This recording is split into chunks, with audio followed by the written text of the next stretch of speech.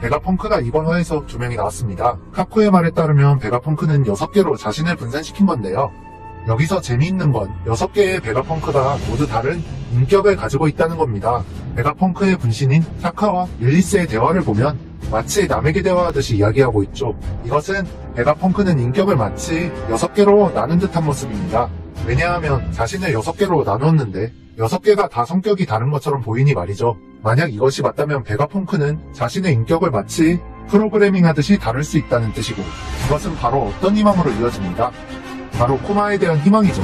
이번 화에서 보니는 베가펑크를 대답에 따라 죽이겠다고 이야기합니다. 보니가 베가펑크에게 던질 질문은 아마 아버지를 원래대로 되돌릴 수 있어? 이것일 겁니다. 그러면 베가펑크의 대답은 무조건 예스 아니면 조건부 예스일 것이라 생각합니다.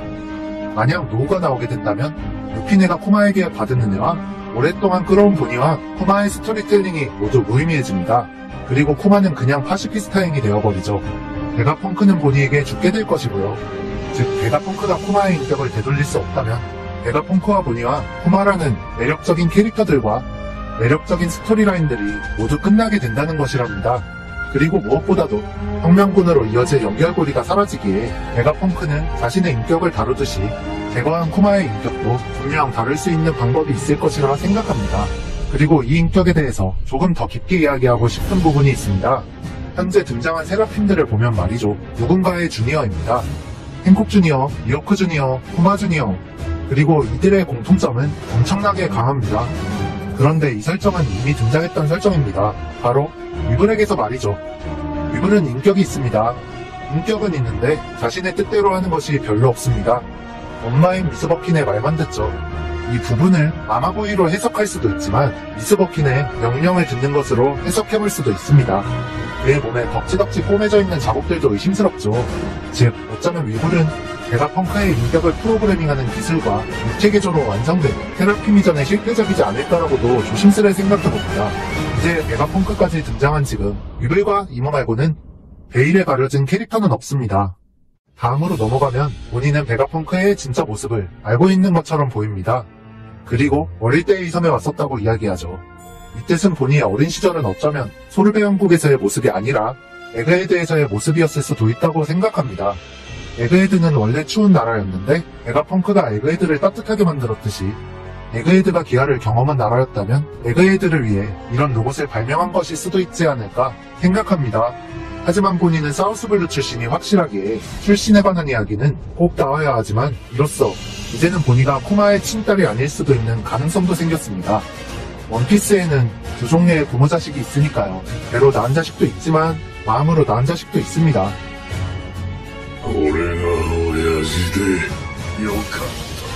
루피와 보니가 함께 행동하게 되고 보니가 베가펑크에게 다가가는 것을 보며 이제 베가펑크의 스토리는 코마로 이어질 것이 확실해져가는 것 같습니다. 그리고 그 코마의 이야기도 혁명군으로 이어질 확률이 더 높아진 것 같습니다.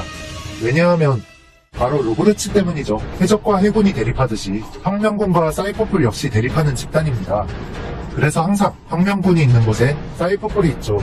오다는 혁명군에 대하여 루피의 아빠를 수장으로 두고 루피의 형제를 인자로 두고 루피의 은인을 중요관보로 두고 언제 스토리에 나와도 이질감이 없을 정도로 스토리를 만들어 왔습니다. 그런데 사이퍼풀은 아니었어요. 혁명군에 대립하는 기관이라 치고는 크게 존재감도 없었죠. 세계 최고의 첩보기관이 와노쿠니에서 모두 버려졌습니다. 그런데 오다가 와노쿠니에서 CP0의 카드들을 모두 버린 이유는 결국 로브르츠로 사이퍼풀의 존재감을 키우기 위함이었던 것 같습니다. 그리고 루치의 이행고는 예상된 흐름이었다는 걸 어떤 대사 하나로 알 수 있었죠. 루피는 루치에게 거의 패배했었습니다. 그러다 마지막에서 루피는 루치의 어떤 대사 하나를 떠올리고 갑자기 눈이 돌아서 마지막 일격을 날립니다. 그 대사는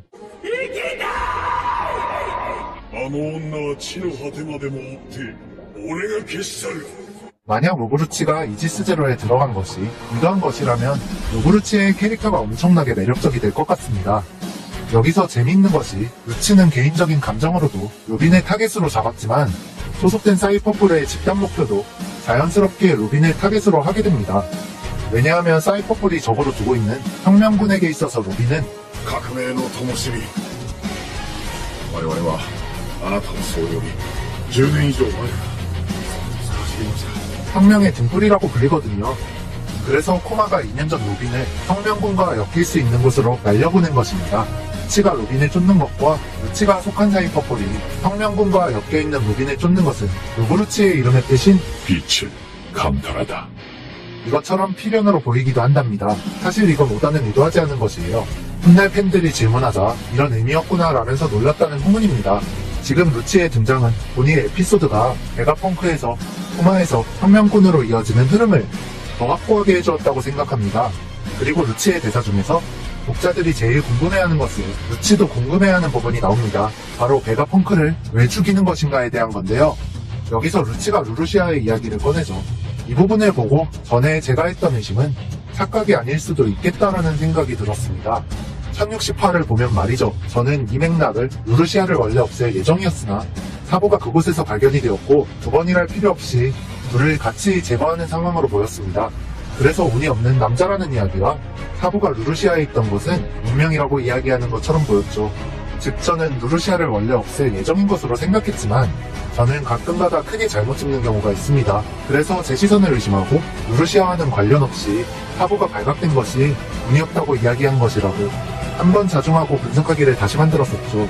그런데 만약 베가펑크가 제거되는 것을 루루시아와 연결짓는다면 어쩌면 이건 지금 대청소가 시작되고 있는 것이 아닐까 생각합니다. 이렇게 과거 애니에스 루비의 지독한 악연이 다시 재현되고 루치가 혁명군의 스토리라인에 올라타게 되는데요. 애니에스 루비의 어떤 한 명은 이미 혁명군의 스토리라인에 올라타 있습니다. 바로 아오키즈죠. 아오키즈는 현재 검은 수염의 적단에 엮여있지만 검은 수염이 혁명군에 칠 때 혁명군이 미리 데뷔했다는 이유로 아오키즈는 혁명군과 연결되어 있을 가능성이 매우 높습니다. 그리고 귀신같이 오다는 이번화 단기집 중표지 현재에 아오키즈를 등장시켰습니다. 아오키즈가 빅맘의 홀케이크 아일랜드에 들어간 이유는 추측해봤을 때 두 가지밖에 없습니다. 루드폰의 그리프이거나 푸딩이거나 둘 중 하나이죠. 그 이유는 지나간 섬의 떡밥은 앞으로는 공백의 100년과 관련이 있어야 합니다. 지나간 섬에서 굳이 새로운 떡밥을 만들 이유는 없기 때문이죠.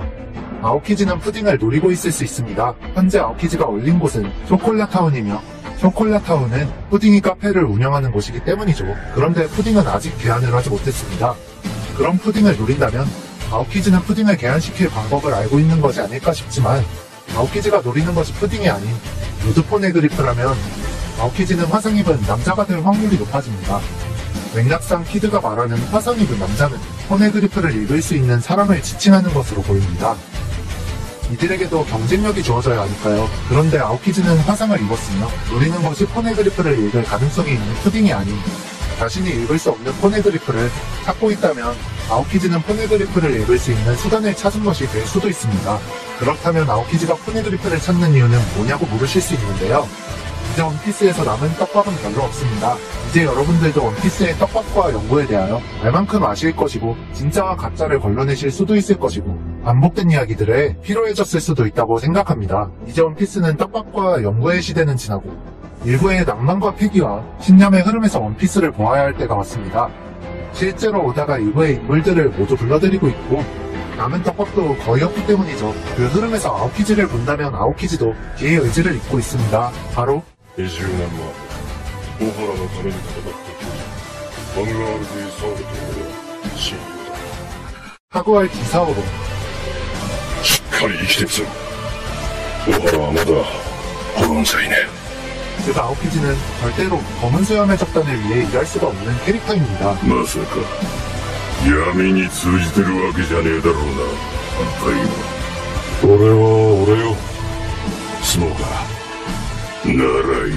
애니에스 루비의 주역들이 움직이기 시작하며 그 중에서도 아오키즈까지 움직이기 시작했습니다. 현재는 에그헤드 에피소드이지만 이 에피소드의 끝엔 아오키즈와 검은 수염과 혁명군의 이야기가 기다리고 있을 것이라 생각합니다. 이번 분석하기는 여기까지입니다. 다음 영상에서 만나요. ただの功労者。何かを決断した男の顔は違う。